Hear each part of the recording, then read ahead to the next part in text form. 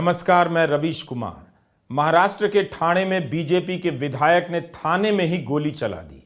उधर यूपी के मुरादाबाद में पुलिस ने गौकशी की साजिश रचने के आरोप में बजरंग दल के कार्यकर्ताओं को पकड़ा तो विश्व हिंदू परिषद के नेता ने पूरे प्रशासन को उड़ा देने की धमकी दे डाली है। मुरादाबाद में किसी की गाय चुराकर उसकी हत्या के मामले में कई लोग गिरफ्तार किए गए हैं, जिसमें बजरंग दल का जिला कार्यकर्ता भी शामिल है।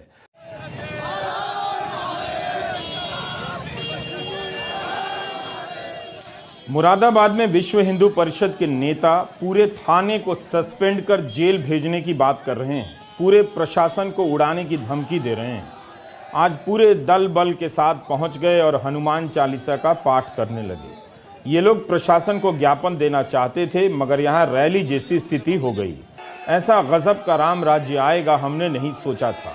बजरंग दल के कार्यकर्ता को गिरफ्तार कर मुरादाबाद पुलिस ने बड़ी चुनौती मोल ले ली है। क्या मोनू बिश्नोई को पुलिस दबाव में छोड़ देगी या योगी आदित्यनाथ अपने पुलिस के इकबाल का बचाव करेंगे? आखिर कोई प्रशासन को उड़ाने की धमकी कैसे दे सकता है? इस केस की सीबीआई इंक्वायरी होनी चाहिए। अगर मेरा कार्यकर्ता दोषी है तो उसको जेल में डाल दो, और यदि अगर दोषी नहीं है तो पुलिस प्रशासन को जेल में डाल दो। जिन्होंने घोर अपराध करा है, एक गौ भक्त के ऊपर हत्या, उसको गौ हत्या का केस लगा के जेल में जाना कोई मानवता की बात नहीं है। अरे स्पष्ट कहता हूँ, कोई भी हिंदू गौ हत्या नहीं कर सकता है, ये मेरा मानना है। अरे उसको तो फंसाने के लिए उन्होंने सोचा कि एक को, अरे एक नहीं 5 लाख बजरंग दल के चीते तुम्हारे प्रशासन को उड़ा कर रख देंगे। पुलिस लाठी चार्ज करेगी, हम लाठी खाएंगे, गोली खाएंगे, लेकिन हम अपना ज्ञापन देने सब जाएंगे। पूरा थाना सस्पेंड होना चाहिए और उसके बाद गिरफ्तार करके जेल में डाल देना चाहिए। पूरे थाने को कहता हूँ, जिस थाने ने ऐसा गौभक्त के ऊपर अपराध करा है वो जेल जाना चाहिए, तत्काल निलंबित होना चाहिए। मेरी स्पष्ट मांग है। ये होती है हिम्मत। अगर कोई विरोधी दल का छोटा सा कार्यकर्ता इस तरह की भाषा बोल भी रहा होता तो उसके घर बुलडोजर चल गया होता, मगर विश्व हिंदू परिषद के नेताओं का दुस्साहस या क्रोध आप देख सकते हैं। यूपी में अब किसी को बुलडोजर नजर नहीं आएगा। क्या इन्हें योगी की पुलिस पर भरोसा नहीं है, या इन्हें इस बात का ज्यादा भरोसा है कि साथ हर कीमत पर योगी का ही मिलेगा? जिस तरह से राजकमल गुप्ता ने धमकी दी है, उसे सुनकर तो यही लगता है कि एक समुदाय के संगठन और उसके नेताओं का हौसला बुलंद हो चुका है। वे खुद को पुलिस और कानून से ऊपर समझने लगे हैं। जहां पर राजकमल गुप्ता भाषण दे रहे थे, थोड़ी ही दूर पर एसपी, डीएम और कमिश्नर का कार्यालय है। हम आज के वीडियो में इस पर बात करेंगे, लेकिन उससे पहले महाराष्ट्र चलेंगे, जहां के ठाणे जिले की घटना पर बात बहुत जरूरी है। जिस तरह से बीजेपी के विधायक ने थाने में बैठे लोगों पर गोलियां चलाई हैं, हैरान करने वाला है। सामना ने सीसीटीवी का वीडियो अपने ट्विटर हैंडल पर डाला है। कई और लोगों ने इस वीडियो को ट्विटर पर डाला है। हम उस वीडियो की पुष्टि तो नहीं कर सकते, ना पूरा वीडियो दिखाना चाहेंगे। चंद सेकंड में ही पता चल जाता है कि वहां क्या स्थिति थी, मगर उसमें साफ साफ दिख जाता है कि 3-4 लोग थाने के भीतर कुर्सी पर बैठे हैं। विधायक गणपत गायकवाड़ भीतर आते हैं और गोलियां चलाने लग जाते हैं। उसके बाद हाथ से भी मारते हैं। बाद में एक चैनल से फोन पर इंटरव्यू में कहते हैं कि आत्मरक्षा में गोली चलाई क्योंकि भीड़ ने उनके बेटे के साथ धक्का मुक्की की, मगर यह घटना थाने के भीतर हुई। अफसर के कमरे में विधायक जहां गोली चला रहे हैं, वहां पर भीड़ जैसी स्थिति नजर नहीं आती है। जिन पर गोलियां दागी गईं, वे सभी शांति से सर नीचे कर कुर्सी पर बैठे नजर आते हैं। तो इस तरह दुस्साहस आसमान छूने लगा है। सत्ता का अहंकार इतना कि गणपत गायकवाड़ गोली निकालकर चलाने लग जाते हैं। यूपी में बजरंग दल अपने कार्यकर्ताओं के समर्थन में उतर आया है। विश्व हिंदू परिषद भी कह रहा है कि पूरे थाने को जेल भेजा जाए। इस तरह से देखिए तो महाराष्ट्र में बीजेपी का विधायक थाने में पिस्टल चला रहा है।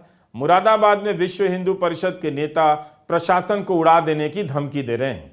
क्या आपको लगता है कि देश में राम राज्य ऐसे ही आएगा?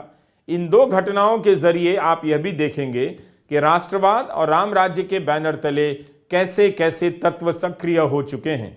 गणपत गायकवाड़ का आरोप है कि उनकी जमीन पर एकनाथ शिंदे की पार्टी के लोग कब्जा करना चाहते थे। दोनों के बीच जमीन को लेकर विवाद चल रहा है। महेश गायकवाड़ शिवसेना शिंदे गुट का नगर प्रमुख है। यह झगड़ा यहां तक कैसे पहुंचा, गणपत गायकवाड़ ने गोली कैसे चला दी, आप इस वीडियो में देखेंगे।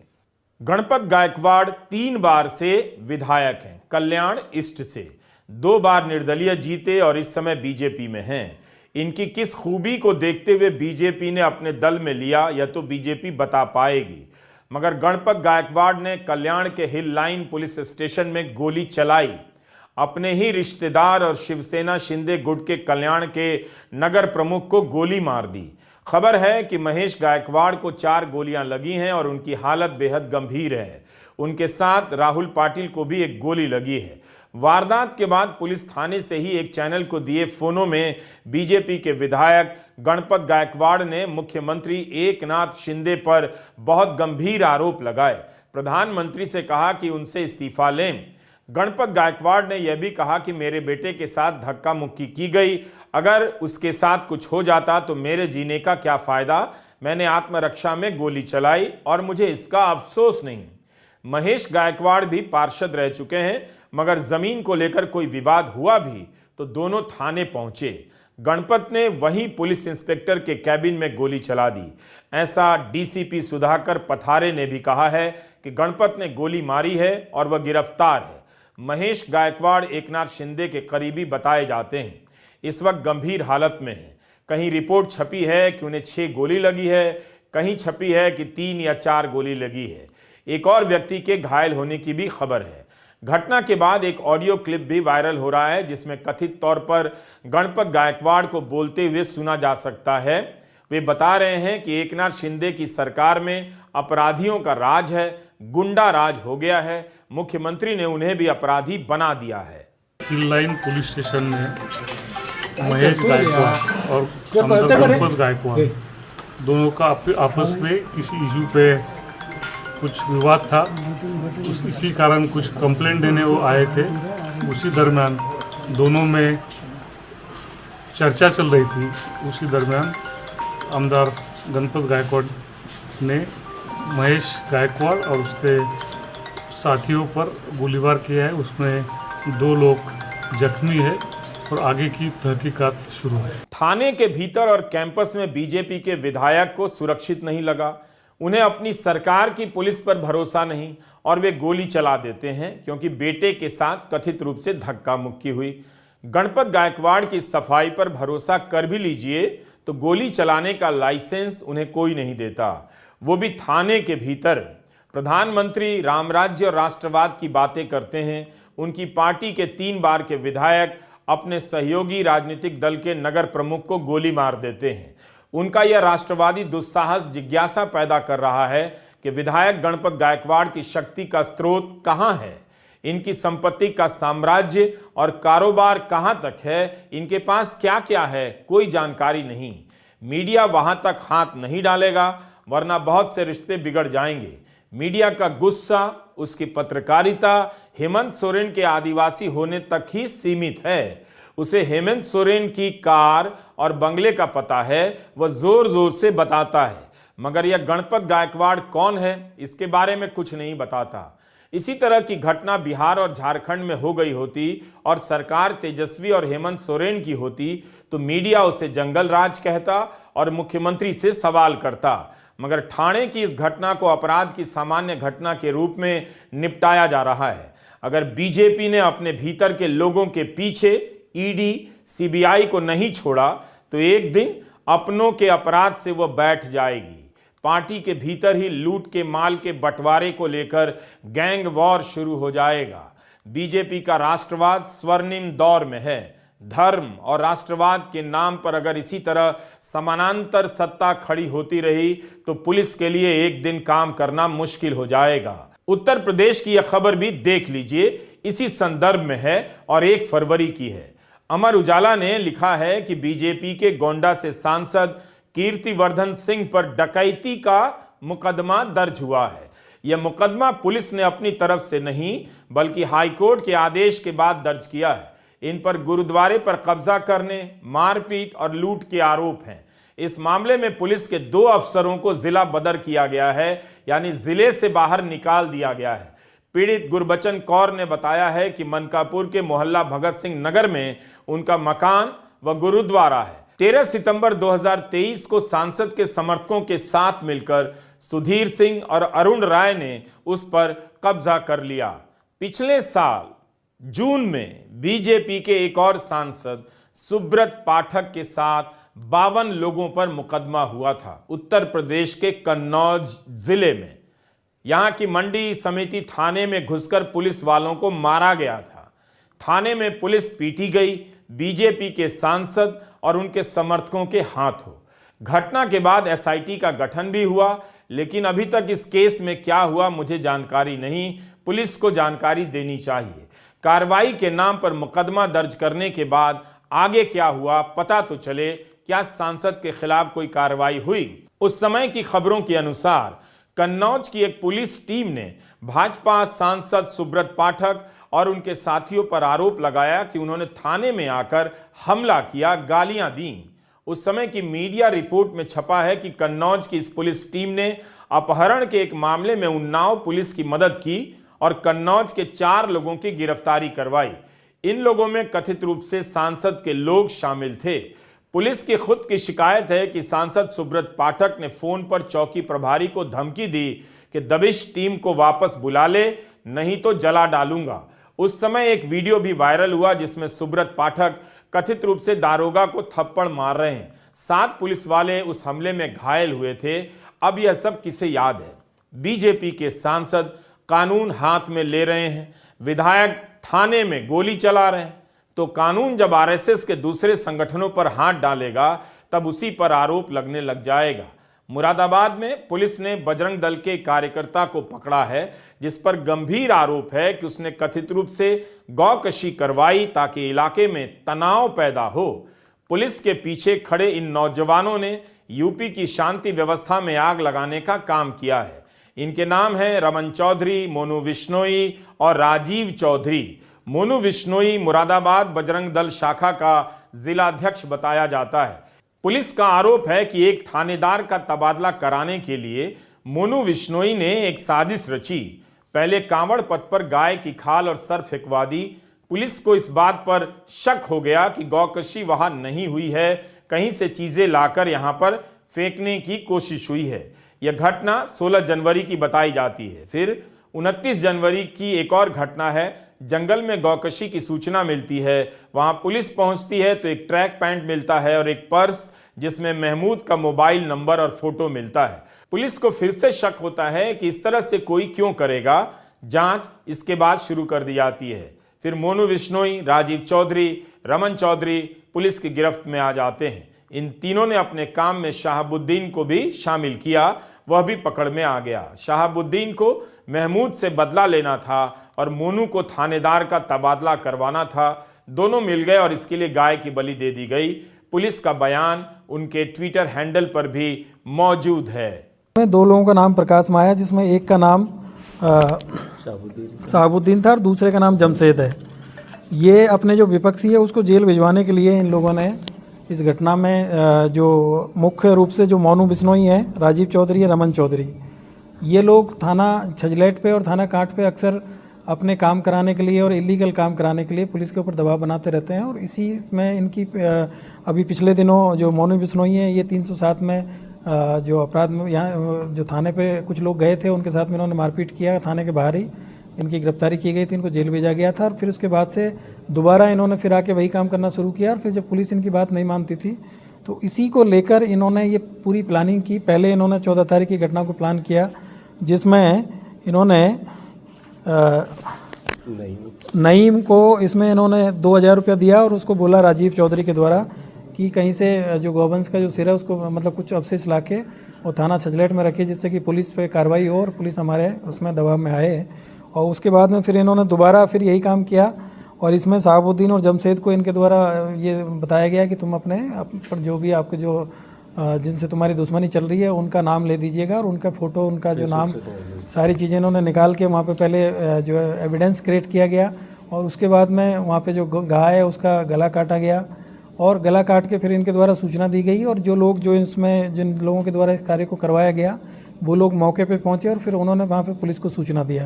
तो गाय को भी इन्होंने, जो एक बिमला देवी नाम की महिला है, उसके घर से चोरी करके ले गए थे रात में और रात में इन्होंने ले जाके उसको काटा है। तो इस तरीके से ये जो दोनों घटना है ये शुरू से ही अपने जो नेचर में संदिग्ध प्रतीत हो रही थी। गाय चोरी भी की और इसकी हत्या भी। मोनू बिश्नोई, रमन चौधरी, राजीव चौधरी पर कथित रूप से आरोप है। क्या उन्हें यह सब काम करने में डर नहीं लगा? बजरंग दल के जिला प्रमुख को यह हिम्मत कहां से आई? यह घटना बहुत विचित्र है। एक मुसलमान किसी मुसलमान को फंसाने के लिए गौकशी के खेल में शामिल होता है और 3 हिंदू थानेदार को हटवाने के लिए गौकशी के खेल का सहारा लेते हैं। इन दोनों को पता है कि गाय का मामला संवेदनशील होता है और लोग इससे जुड़े मामले में जल्दी भड़क जाते हैं, बेवकूफ़ बनते हैं, थाने में तनाव फैल जाता है, इलाके में कई तरह की घटनाएं हो जाती हैं। थानों पर बजरंग दल का भी दबाव होने लगा है। उसका कार्यकर्ता अवैध काम के लिए पुलिस पर दबाव बनाने लगा है, ऐसा पुलिस ने कहा है। पुलिस ने कार्रवाई करने की हिम्मत दिखाई, लेकिन अब बजरंग दल पुलिस के ही खिलाफ खड़ा हो गया है। बजरंग दल की प्रेस कॉन्फ्रेंस हुई है। गौरव भटनागर नाम के प्रांत सह संयोजक ने पुलिस पर गंभीर आरोप लगाए हैं कि पुलिस ने साजिश के तहत उनके कार्यकर्ताओं को फंसाया है। उनकी आक्रामकता से साफ पता चल रहा है कि पुलिस के लिए यह काम कितना मुश्किल हो जाएगा। क्या सरकार अपनी पुलिस का साथ देगी या बजरंग दल के दबाव में पुलिस को ही एक्शन के लिए दोषी मान लेगी? क्या बजरंग दल को अपनी ही सरकार की पुलिस पर कोई भरोसा नहीं? जब यही पुलिस किसी दूसरे धार्मिक समुदाय के घरों पर बिना अदालत से दोष साबित हुए बुलडोजर लेकर जाती है, घरों को गिरा देती है, तब क्या गौरव भटनागर को इस पुलिस पर शक नहीं होता है? लेकिन जब यही पुलिस बजरंग दल के कार्यकर्ताओं को गिरफ्तार करती है तो गौरव भटनागर को पुलिस पर विश्वास नहीं। आप लोगों ने देखा होगा, कल आज के न्यूज़पेपर के माध्यम से भी आप लोगों ने देखा होगा, आप लोगों के संज्ञान में सही आई होगी कि बजरंग दल और विष्णु परिषद जो गौरक्षा करता है, गौरक्षा के लिए रात को 12-12 बजे और सुबह 3-3, 4-4 बजे अपनी चौकियां लगा करके अपने मुखबिरों को सक्रिय कर करके और गौरक्षा करता है और गौकशी को रोकता है।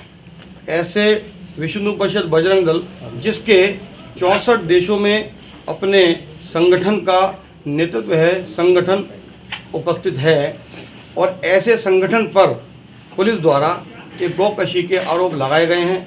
आप सभी लोगों ने उसको देखा होगा, जबकि हमारे कार्यकर्ता बिल्कुल निर्दोष हैं। हमारे कर्ता की कोई सीडीआर, पुलिस कह रही है कि 1 घंटा पहले कि सीडीआर पुलिस के पास है, कोई सीडीआर पुलिस के पास नहीं है। सवाल यह है कि गौ रक्षा का यह काम बजरंग दल को किसने दिया, क्यों कर रहा है? वह क्यों चौकियां लगाकर जांच कर रहा है? पुलिस यह काम क्यों नहीं कर रही है? यह काम तो सरकार का होना चाहिए, उसने कानून बनाए हैं। पुलिस आरोप लगा रही है कि बजरंग दल के लोग अवैध काम के लिए उस पर दबाव डाल रहे हैं। बजरंग दल का कहना है कि शहाबुद्दीन और जमशेद ने सारा कुछ किया, मोनू बिश्नोई निर्दोष है। शहाबुद्दीन रमन के संपर्क में था, उसका बजरंग दल से कोई लेना देना नहीं। रमन का बजरंग दल के लोग इलाके में गौकशी रोकने में पुलिस पर नाकामी के आरोप लगा रहे हैं। तो पुलिस बजरंग दल के कार्यकर्ताओं के आपराधिक इतिहास गिना रही है। अभियुक्त जो जेल भेजे जा रहे हैं, इनमें से जो रमन चौधरी है, इनके विरुद्ध पहले भी 2021 में एक 366 का मुकदमा है। राजीव चौधरी है, इनके विरुद्ध 2019 में एक 147, 48 और 427, 506, 506 का मुकदमा है। 2019 में इनके ऊपर 323, 452, 504, 506 का मुकदमा है। फिर 2019 में 147, 48, 452 का एक और मुकदमा इनके विरुद्ध है। और इसी तरीके से जो मोनू बिश्नोई हैं, इनके विरुद्ध 2015 में एक मुकदमा है 147, 49, 323, 504 का, और 2023 में इनके ऊपर थाना कांट में 147, 304, 323, 506 का एक मुकदमा है। और 2022 में भी इनके द्वारा एक घटना कांट में की गई थी, वो इनके ऊपर मुकदमे है। तो इस तरीके से ये मूल रूप से ये अपराधी प्रवृत्ति के लोग हैं और इस तरीके से जो अपनी गतिविधियों में करते हुए वहाँ पे थाने पे और जो बाकी अन्य जो ऑफिस वगैरह है वहाँ पे अपना दबाव बनाने का काम करते हैं और दलाली का जो काम करते हैं। पुलिस ने जब प्रेस कॉन्फ्रेंस की तब अपनी तरफ से संगठन का नाम नहीं लिया था। पुलिस ने कहा जांच कर रहे हैं। इतनी जांच हो गई, इतने लोग पकड़े गए, क्या पुलिस को यह पता ही नहीं चला होगा कि ये लोग किस संगठन के हैं? मगर बजरंग दल ने मोनू बिश्नोई को अपना कार्यकर्ता बताया है। मीडिया रिपोर्ट में मोनू बिश्नोई को बजरंग दल का जिला प्रमुख बताया जा रहा है।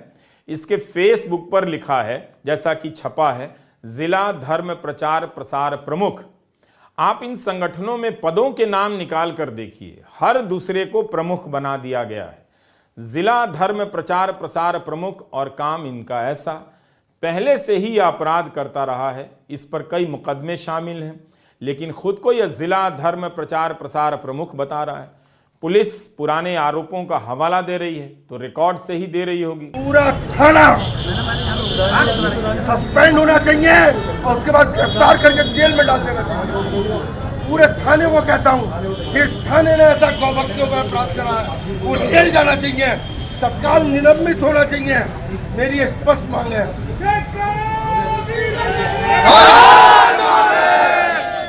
सोचने की बात है कि योगी राज में क्या कोई पुलिस बजरंग दल के नेता को फंसाने की कोशिश करेगी? जब ईडी की हिम्मत नहीं होती है बीजेपी के नेताओं के घर की तरफ देखने की, तो पुलिस कहां से बजरंग दल के नेताओं को उठाकर पकड़ लेगी और तरह तरह के आरोप लगा देगी? यह सच है कि बहुत से लोग धर्म की रक्षा के नाम पर ऐसे संगठनों से जुड़ने लगे हैं। उन्हें पता नहीं होता है कि इस तरह के अपराधी प्रवृत्ति के लोग संगठन में पहले से सक्रिय हो सकते हैं। ऐसे तत्वों के संपर्क में आकर नए नए नौजवान भी अपराध की दुनिया में धकेल दिए जाते हैं। अगर इस तरह की बातें सामने ना आए तो न जाने कितने लोग आपस में ऐसी घटनाओं को लेकर तू मैं करने लग जाते हैं। इसी तू मैं की बहस से हाउसिंग सोसाइटी में दंगों के समर्थक पैदा हो गए हैं और सड़कों पर गरीब साधारण घर के लड़कों को दंगाई और अपराधी बनाया जा रहा है। धर्म की राजनीति का यह नतीजा है कि लोगों को भड़काने के लिए धर्म का इस्तेमाल किया जा रहा है। ऐसे ही अपराधी किस्म के लड़कों पर इस तरह की राजनीति खड़ी की जाती है क्योंकि सड़क पर हाउसिंग सोसाइटी वाला कोई नहीं जाता है। गाय की रक्षा के लिए, गाय की रक्षा के नाम पर इसी टाइप के लड़के जाते हैं जो अपने अपराध के लिए एक दिन गाय का ही इस्तेमाल करने लग जाते हैं। पिछले साल आगरा में भी इसी तरह की एक घटना सामने आई। अखिल भारत हिंदू महासभा के 4 सदस्यों ने गौकशी को लेकर एक फर्जी FIR दर्ज करा दी और एक मुसलमान को आरोपी बता दिया। इस मामले में संजय जाट को गिरफ्तार किया गया। तो यह टेक्निक सा बनता जा रहा है कि गौकशी की अफवाह उड़ा दो, फर्जी केस लगा दो। अगर आप पुरानी खबरों को पलटेंगे तो ऐसे अनेक मामले आपको दिखाई देंगे। इस तरह के तत्वों को पता है कि आपकी आस्था है और आस्था को लेकर आप दिमाग का इस्तेमाल अब नहीं करते हैं, इसलिए ऐसी साजिश रची जा रही है। हमने पहले के वीडियो में आपको कई बार चेतावनी दी और पुरानी घटनाओं को बार बार दिखाया है। इसी तरह पिछले साल जून में बुलंदशहर में एक मूर्ति को खंडित करने का मामला आया। गोदी मीडिया ने तो सारा दोष मुस्लिम समुदाय पर मढ़ दिया। समाज में बात फैल गई, नफरत फैल गई। लेकिन जब पुलिस ने जांच की तो कौन पकड़ा गया? हरीश शर्मा, शिवम, केशव और अजय। मतलब ये लोग मुस्लिम समुदाय को बदनाम करने के लिए अपने ही देवी देवताओं की मूर्ति को खंडित कर रहे थे। इन चारों को बुलंदशहर पुलिस ने पकड़ लिया। आरोप बना कि इन्होंने शराब के नशे में 17 मूर्तियों को खंडित कर दिया ताकि इन्हें बदला जा सके। इन्हें तोड़ने की साजिश हरीश के घर पर रची गई। महेश मिश्रा, प्रत्युष कुमार, नितिन कुमार, दीपक गौड़, ब्रजेश पांडे, शत्रुघ्न और विमल पांडे, इन लोगों को यूपी की पुलिस ने पिछले साल गिरफ्तार किया था क्योंकि ये लोग 3 मस्जिदों और एक मजार में मांस फेंककर सांप्रदायिक हिंसा भड़काने की कोशिश कर रहे थे। और यह खबर अयोध्या की है। ये सभी अयोध्या के ही रहने वाले हैं। इस पूरी प्रक्रिया में आप देखिए तो पता चलेगा कि अपनी राजनीति के लिए किनके बच्चों को दंगाई बनाया जा रहा है। गोदी मीडिया की नफरती फैक्ट्री में फंसकर किनके बच्चे जेल जा रहे हैं। जुलाई 2022 में कन्नौज के तालग्राम कस्बे में एक के बाद एक 3 मंदिरों में मांस फेंकने से लेकर मूर्ति तोड़ने की घटना सामने आई। तुरंत मुस्लिम समुदाय पर आरोप लगने लगा, लोग प्रदर्शन करने लगे, मगर पुलिस ने चंचल त्रिपाठी को पकड़ लिया। अपनी जांच में पाया कि चंचल त्रिपाठी ने किसी पेशेवर कसाई को 10,000 रुपए दिए ताकि वो मंदिर में मांस फेंक दे। चंचल त्रिपाठी का थानाध्यक्ष हरि सिंह से मनमुटाव चल रहा था, इसलिए वह उनका भी तबादला चाहता था। यानी मुसलमान का नाम लेकर वह मुसलमानों के लिए ही नहीं बल्कि पुलिस के एक अधिकारी के खिलाफ मुश्किलें पैदा करना चाहता था। सोचिए, अगर तनाव ज्यादा भड़क जाता, हाथ से निकल जाता, कुछ हो जाता, तब इसकी जवाबदेही किस पर आती? जाहिर है चंचल त्रिपाठी पर, मगर उससे पहले उस राजनीति पर जो लगातार मुसलमानों को किसी न किसी तरीके से टारगेट करती है। ये ताकतें बेलगाम होती जा रही हैं। कुछ मामलों में पुलिस की कार्रवाई से लगता है कि लगाम लगेगा, मगर इनके राजनीतिक प्रभाव को देखकर लगता है कि 10 साल में ऐसे तत्वों ने न जाने कितनों का घर बर्बाद कर दिया और आगे भी करते रहेंगे। 2018 में बुलंदशहर में ही गौकशी को लेकर अफवाह उड़ी, भीड़ गुस्से में चली आई। उस भीड़ में स्याना के इंस्पेक्टर सुबोध कुमार सिंह की हत्या कर दी गई। 9 जनवरी 2024 के डेक्कन हेरल्ड की खबर देखिए। सुबोध कुमार सिंह की हत्या के एक आरोपी सचिन अहलावत को बीजेपी ने बीबी नगर का मंडल प्रभारी बना दिया है। विपक्ष ने जब सवाल उठाया तो बीजेपी के जिला प्रभारी ने अपने फैसले का बचाव भी किया। आज तक साबित नहीं हो सका कि इंस्पेक्टर सुबोध कुमार सिंह की हत्या किसने की। जिन लोगों ने की, जिन्होंने इस इंस्पेक्टर को मारा, वो अब कहां हैं? आपको याद होगा, कर्नाटका चुनाव के समय कांग्रेस ने अपने घोषणा पत्र में कहा था, सत्ता में आए तो बजरंग दल को प्रतिबंधित करेंगे। इसके जवाब में प्रधानमंत्री ने अपनी रैलियों में बजरंग बली की जय के नारे लगाने लगे, मगर प्रधानमंत्री ने कभी बजरंग दल का नाम लेकर सीधे तौर पर बचाव नहीं किया। लेकिन जब वे बजरंग बली के नारे लगवाने लगे तो कहा जाने लगा कि बजरंग दल के लिए लगवा रहे हैं। गणपत गायकवाड़ को गोली चलाने पर कोई अफसोस नहीं, बजरंग दल मानने के लिए तैयार नहीं कि उसके कार्यकर्ता ने कुछ गलत किया है। बीजेपी के एक विधायक को पुलिस में भरोसा नहीं, वे थाने में गोली चला रहे हैं। बजरंग दल का कहना है पुलिस उसके कार्यकर्ताओं को फंसा रही है। तो कार्यकर्ता, जिला प्रभारी, विधायक, सांसद, हर स्तर पर आपने देख लिया। इन खबरों को देखकर आपको समझ आ जाना चाहिए कि धर्म और राष्ट्रवाद के नाम पर क्या हो रहा है। प्रधानमंत्री को देखना चाहिए कि उनकी पार्टी के भीतर की सच्चाई क्या है, पुलिस और थानों की क्या हैसियत रह गई है। नमस्कार, मैं रवीश कुमार।